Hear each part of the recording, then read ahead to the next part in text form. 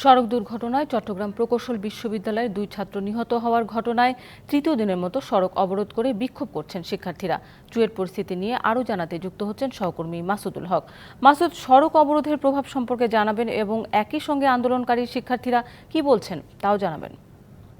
চট্টগ্রাম প্রকৌশল এবং প্রযুক্তি বিশ্ববিদ্যালয়ের শিক্ষার্থীরা আজকে সকাল 10টার পর থেকে কিন্তু সড়ক অবরোধ এবং ক্যাম্পাসের প্রধান যে গেট রয়েছে সেখানে তারা অবস্থান নিয়েছে এবং আজকে 3 দিন ধরে কিন্তু এই সড়কটি বন্ধ রয়েছে। অর্থাৎ চট্টগ্রাম রাঙ্গুনিয়া এবং কাপ্তাই যে সড়কটি সেটি বন্ধ রয়েছে, ফলে সাধারণ মানুষের দুর্ভোগ কিন্তু চরম আকার ধারণ করেছে। এখানে এই মুহূর্তে এই সড়কটিতে অসংখ্য যানবাহন আটকে আছে গত 3 দিন ধরে।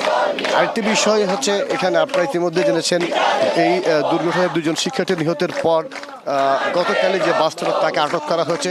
যারা আন্দোলন করে তাদের যে 10 দফা ছিল, সেই 10 দফার মধ্যে প্রথম যে দাবি ছিল বাস চালককে আটক, সেটিকে আটক করা হয়েছে। এরপরে কিন্তু আরও তাদের 9টি দাবি রয়েছে। তাদের মূল বক্তব্য হচ্ছে তাদের দাবি মেনে না নেওয়া পর্যন্ত তারা আন্দোলন চালিয়ে যাবেন।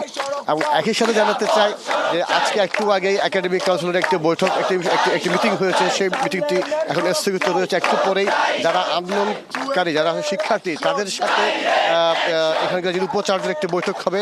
সেই বৈঠকে যদি আসলে কোনো ফল না আসে, দুপুর 1:30টার পর তারা একটি বৈঠক বসবেন। এবং মূলত আসলে যতই আসলে দিন যাচ্ছে, উত্তাল হচ্ছে চুয়েটের শিক্ষার্থীরা, তারা যেটি বলছেন যে এই যে 10 দফার দাবি, সেই 10 দফার মধ্যে চালক গ্রেপ্তার সহ কাপ্তাই সড়কে বিভিন্ন দাবি রয়েছে। তো তারা যেটি বলছেন যে তাদের দাবি মেনে না নেওয়া পর্যন্ত তারা তাদের যে আন্দোলন সেটা অব্যাহত রাখবেন। আমরা আগেও জানিয়েছিলাম সকাল 10টার পর থেকে তারা কিন্তু মূল ফটকে অবস্থান নিয়েছে এবং এই অবস্থান নেওয়ার ফলে গত 3 দিন ধরে এই গুরুত্বপূর্ণ সড়কটিতে যান চলাচল বন্ধ রয়েছে। ফলে সাধারণ মানুষের যে দুর্ভোগ সেটি চরম আকার ধারণ করেছে। তো এই ছিল আমার কাছে চুয়েট থেকে সর্বশেষ খবর। মাসুদ, আপনাকে ধন্যবাদ।